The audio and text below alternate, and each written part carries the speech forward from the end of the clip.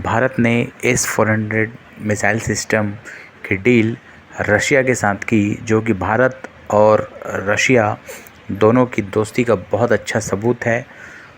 और इससे पाकिस्तान में इमरान खान और पूरे पाकिस्तानियों को ज़बरदस्त तरीके से मिर्ची लगी हुई है और वो जी भर भर के गालियां दे रहे हैं अमेरिका को, जो कि भारत के ऊपर किसी प्रकार का सैंक्शंस नहीं लगा रहा है, जिस प्रकार से अमेरिका ने तुर्की के ऊपर सैंक्शंस आरोपित किया था।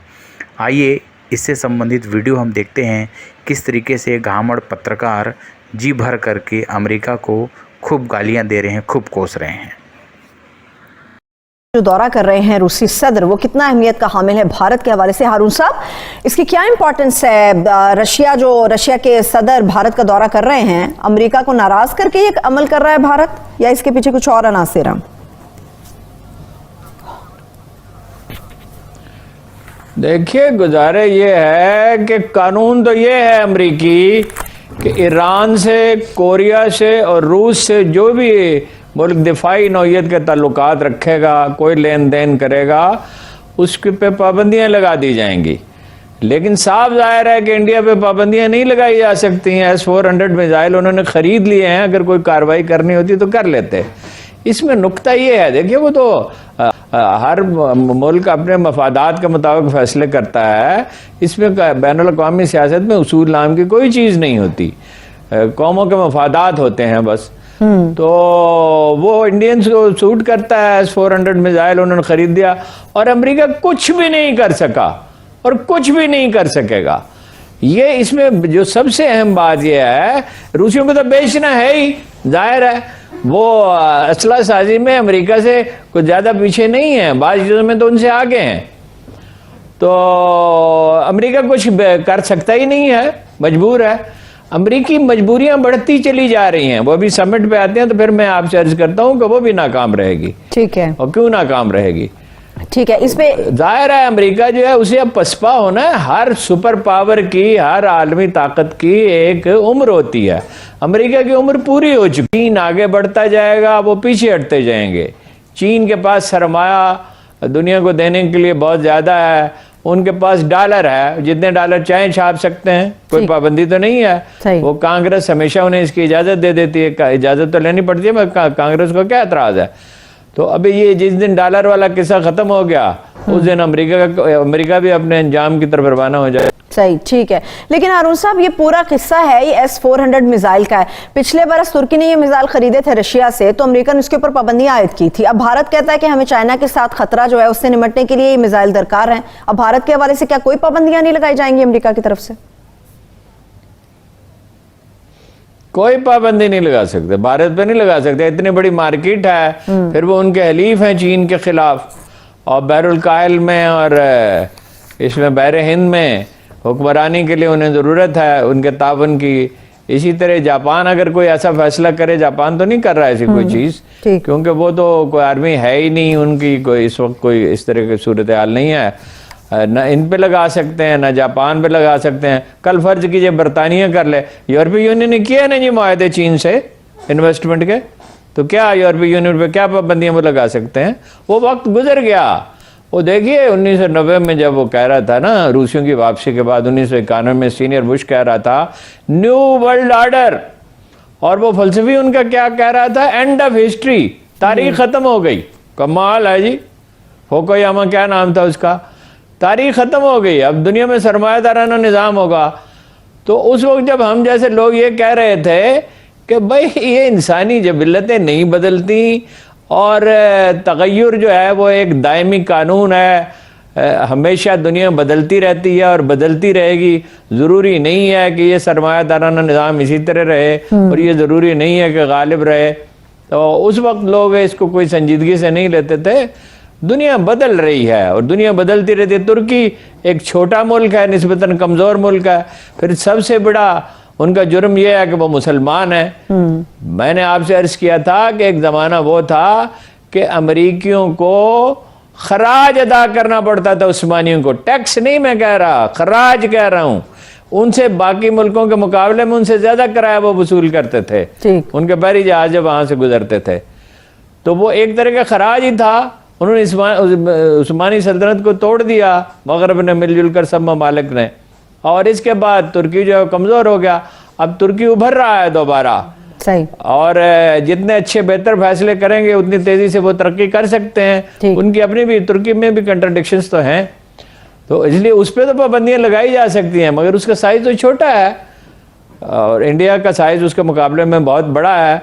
और तुर्की बावजूद नेटो में शामिल होने के उनका वैसा हलीफ तो नहीं है जैसा इंडिया है। इंडिया के मफादात तो अमेरिका के साथ वाबस्ता हैं बहुत सारे, और अमेरिका के इंडिया के साथ वाबस्ता हैं, तो बाहमी मफादात का रिश्ता होता है। इकबाल ने कहा था, बहरे तकसीम कबूर अंजुमन साख्तान, ये सेकेंड वर्ल्ड वार से बहुत पहले उन्होंने कहा था कि लीग ऑफ नेशंस जब बनी थी कि ये कब्रों की तकसीम के लिए तो ये तंजीम बनी है। तो ये कौमों के मफादात होते हैं जहाँ सूट करता है। उसूल नाम की कोई चीज़ बैनुल अक़वामी सियासत में नहीं होती। 1971 में भारत ने पाकिस्तान को 2 टुकड़ों में तकसीम कर दिया और बांग्लादेश का निर्माण किया। आज वही बांग्लादेश नित नई ऊंचाइयों को हर क्षेत्र में छू रहा है और पाकिस्तान उससे कोसों दूर है। आज बांग्लादेश की इकोनॉमी पाकिस्तान की इकोनॉमी से 3 गुना से भी ज़्यादा हो चुकी है और पाकिस्तान गर्त में चले गए हैं। वहाँ का प्रधानमंत्री इमरान खान केवल शादियाँ करने और लड़कियों में व्यस्त है और जो पाकिस्तान का जीडीपी है वो लोएस्ट ग्रेड को टच कर रहा है और बांग्लादेश अत्यधिक ऊंचाइयों पे अपनी जीडीपी को पहुंचा चुका है। वैश्विक स्तर पर बांग्लादेश पाकिस्तान से बहुत ऊपर है प्रत्येक क्षेत्र में, प्रत्येक मामलों में। आइए देखते हैं। आपने छोटे मुल्क की बात की, एक और छोटा मुल्क बांग्लादेश, उसकी बात कर लेते हैं। अरुण साहब, उसके बजट और उसकी दीगर मामलात में बात करूंगी। एक आम सा सवाल ये है, क्या ये वाकई बात सच है कि इंसानी तरक्की के जितने भी आशारिये हैं उसमें बांग्लादेश पाकिस्तान से कहीं ज्यादा आगे है? थोड़ा सा आगे। बांग्लादेश तो इतना आपसे आगे है कि आप उसका तसव्वुर ही नहीं कर सकते। यहाँ तो बांग्लादेश के बारे में लिखा ही नहीं जाता। आपके रिजर्व्स कितने हैं इस वक्त? $13 बिलियन। बांग्लादेश के कितने हैं? $43 बिलियन। 42, 43। आपकी एक्सपोर्ट कितनी है टेक्सटाइल की? भाई मेरे पास फिगर नहीं है इस वक्त, $15 बिलियन की होगी, तो उनकी कोई 40-45 बिलियन डॉलर की है।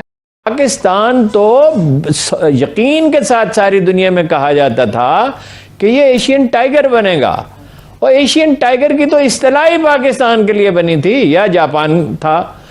और ये बाकी रियासतें जो हैं यानी सिंगापुर, मलाइशिया वगैरह, ये तो बहुत बाद में उभरी हैं। कोरिया भी बहुत बाद में उभरा है। तो वो ये आली जनाब का कारनामा था। अब प्रोपेगेंडा एक ऐसी चीज है कि साबित किया जाता है कि उनके दौर में तो बड़ा कमाल हो गया था और पाकिस्तान ने ये कर दिया था और वो कर दिया था, फलां कर दिया। पॉलिसी उन्होंने ठीक बनाई, ठीक, ये समंदर पार पाकिस्तानी के जाने की, मगर ज्यादा लोग भुट्टो साहब के जमाने में नहीं गए, ज़िया-उल-हक के जमाने में गए। अच्छा। और फिर उसके बाद भी जाते रहे, क्योंकि उस वक्त तो मिडिल ईस्ट में जरूरत ही ज्यादा नहीं थी। लतीफा ये है कि जागीरदारी खत्म नहीं की उन्होंने। 70 के फौरन बाद बांग्लादेश में बुनियाद रख दी गई एक प्रॉपर निज़ाम की। हादसात भी होते रहे, फौज भी टेक ओवर करती रही, लेकिन वो निज़ाम चलता रहा। सरमायाकारी की को यानी हौसला अफजाई की गई।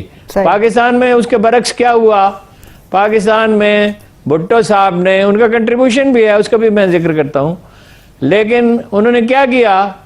उन्होंने तमाम सरमाया जो बड़े सरमायाकार थे उनके पासपोर्ट ही आते ही जब्त कर लिए। ठीक, पासपोर्ट ही जब्त कर लिए। और जो बड़े बिजनेसमैन में से एक थे दाऊद इब्राहिम रज़ाक, दाऊद के दादा, उनको तो गिरफ्तार कर लिया और उनके मुल्क से बाहर जाने पर पाबंदी लगा दी। अच्छा, जाफर ब्रदर्स, इत्तफाक फाउंड्री, CM लतीफ़ की बटाला इंजीनियरिंग, जो एक बहुत ही अहम अदारा था, मैं आपको अर्ज करता हूँ कि क्यों अहम अदारा था। अच्छा, इस्फहानी और वगैरह वगैरह जितने भी है, दादा ग्रुप, ये सब लोग जो हैं इंडस्ट्री टेक ओवर कर ली, बैंक टेक ओवर कर ले, इंश्योरेंस कंपनियां टेक ओवर कर ली। और डॉक्टर बशीर हसन मरहूम बताते थे कि टेक्सटाइल इंडस्ट्री भी ऑन करने का इरादा रखते थे। अगर टेक्सटाइल इंडस्ट्री भी ऑन कर ली होती तो बिल्कुल कोलैप्स ही हो जाता। पहले ही साल में जो है वो आधे से ज्यादा नुकसान हो चुका था। अब वो सरकारी मुलाजम हो गए वर्कर जो हैं, तो सरकारी मुलाजमों को काम करने की क्या जरूरत होती है जी? सही। कभी दुनिया में सरकारी मुलाजमों ने भी कभी कोई इंडस्ट्री डेवलप की है या कोई कारोबार चलाया है? ये तो जनाब रिसालत माब का फरमान है सल्लल्लाहु अलैहि वसल्लम का कि कारोबार हुकूमत का काम ही नहीं है। और ये ऐसी बात नहीं है कि भुट्टो साहब समझते नहीं थे, समझते थे। नहायत ज़हीन व फतीन आदमी थे। देखिए ना, एटमी प्रोग्राम किसने बनाया, किसने शुरू किया? ये समंदर पार जो पाकिस्तानी गए हैं, ये इसके लिए फैसिलिटेट किसने किया? इसके लिए सहूलतें किसने मुहैया की? आइन किसने बनाया? और इंडिया के साथ कामयाब मुज़ाकरात किसने किए? सब उन्होंने किया था ना। तो एक नहायत ज़हीन पढ़े लिखे आदमी थे, दुनिया को समझते थे, सियासत की हरकियात को समझते थे। लेकिन ये सब काफ़ी नहीं होता। असल चीज़ खुलूस है, इसार केशी है। एक लीडर जो है उसके लिए अपनी ज़ात अहम है या मुल्क और कौम अहम है? ठीक। पाकिस्तान तोड़ने में उनका किरदार था, ज़ाहिर है याह्या खान का ज़्यादा था, शेख मुजीबुर रहमान का भी था, मगर इन्होंने भी उसमें पूरा हिस्सा लिया जितना ले सकते थे, क्योंकि ये चाहते थे मुल्क टूट जाए। और मगरबी पाकिस्तान में इनको तो हुकूमत नहीं मिल सकती थी, इनको हुकूमत मिल सकती थी सिंध की और पंजाब की, और उस पर ये कनात करने के लिए तैयार नहीं थे। सही। तो अब ये जो नारे लगाए थे, जैसे मैं आपसे कहता हूं कि मोदी जो नारे लगा रहा है उसके नतीजे में वो पीछे अब हट नहीं सकेगा। पॉपुलर पार्टी वही है, उसके नतीजे में इंडिया टूट जाएगा। इमरान खान साहब अपने 20 साल में टूटे, 30 साल में टूटे, 40 साल साहब पे तकरीर करते रहते हैं, फिलासफर भी बन गए हैं, मुफक्कर भी वही हैं, दुनिया के अजीम तरीन लीडर भी वही बन गए हैं, और थिंक टैंक की भी ज़रूरत नहीं है उनको, वो अकेले ही थिंक टैंक है। तो वो उन्होंने कारोबार को तो बर्बाद करके रख दिया।